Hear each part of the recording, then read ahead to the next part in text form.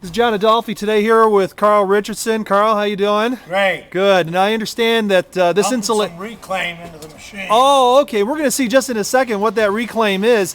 But Carl is from this is what, third generation, right? You're second generation in this business, and your dad started it. Take over from here. All right. What are you doing there? What kind of machine is that? It's a Crendel 2000 machine. We'll blow 100 bags an hour right off the machine. 100 bags an hour of blown insulation, and there it goes bags. Right through this tube right there, right into the house, which we'll go in just a second. And all this material is going into this house. All right, so those are the bags of insulation. Carl, you were telling me that the weekend guy can do this, right? If he didn't want to hire someone like you, you could do the same job I can do. It might take him all weekend to do what I do in 2 hours. But he can run a machine and buy the bags at Burke's or one of them places and dump it and do the exact same job in the attic. The biggest thing is make sure you get it deep enough. Okay, how deep should it be in an attic? About 16 inches. 16. What do people typically do? As you see, is about 3 or 4 inches because it goes so slow they get bored. And they're calling me back to redo it in a couple of years. All right. If they do the right job in the first place, they won't have to. Great. Okay, so we're going to go inside and see how this whole operation works. Now, Carl, you're standing here with a bunch of insulation. What exactly is blown-in insulation? This is cellulose. It's ground newspaper. It's been treated with boric acid to make it fire retardant, and there's a starch in there for the adhesive so it'll stick to the wall. A starch? It's 78% recycled newspaper. It's the greenest product you can get.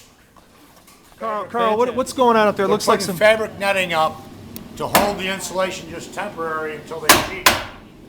It's like an inner lining. Just the fabric holds it there. You shoot the wet spray against it, shave it off, put your sheetrock over it. All right, what we're seeing here is Carl's applying the insulation.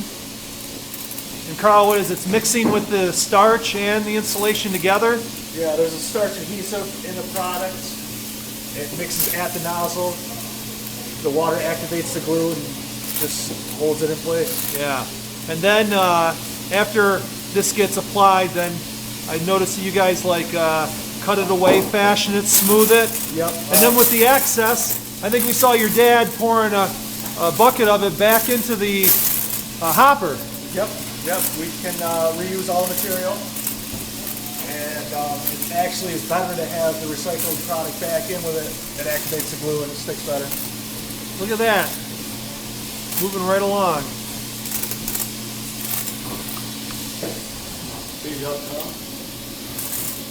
All right, go ahead. We're going to show how they fashion this so it's nice and smooth. I thought at first they were just going to do it with a shovel, and they laughed.